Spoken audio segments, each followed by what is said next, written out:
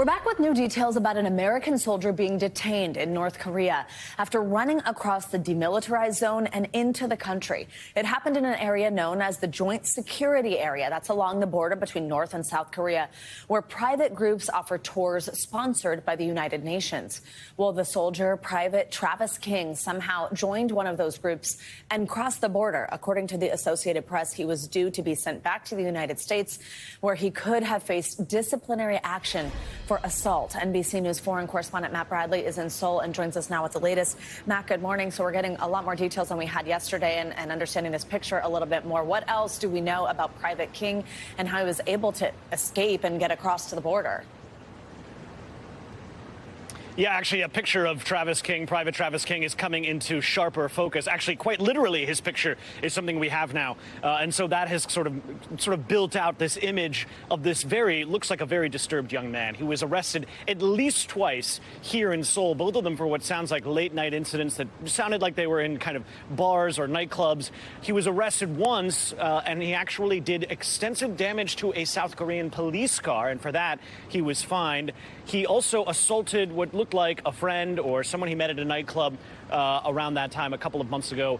And then it looks as though there may have been yet a third assault that happened back in May. And for that, he was actually serving 2 months in a South Korean prison, as a uniformed U.S. officer. So as you mentioned, he was on his way back to the U.S., where it was likely that he was going to be facing further discipline in the U.S.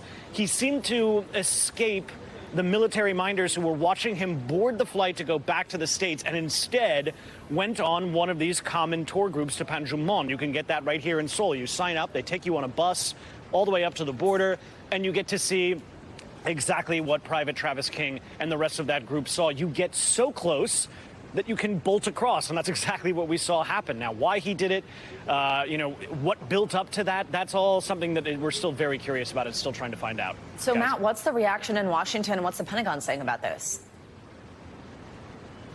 Well, the Pentagon gave, just the facts, described what was going on. We heard from the White House spokeswoman. She said that this was a situation where they're trying, first of all, to really nail down the safety of this private second-class Travis King, trying to see whether he's okay, whether he's being detained, whether he's being charged, what his circumstances are. What we're hearing from Washington isn't nearly as important as what we're hearing from North Korea, and that is absolutely nothing.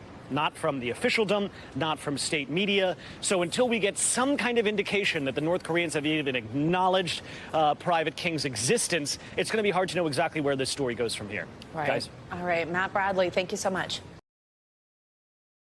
Thanks for watching our YouTube channel. Follow today's top stories and breaking news by downloading the NBC News app.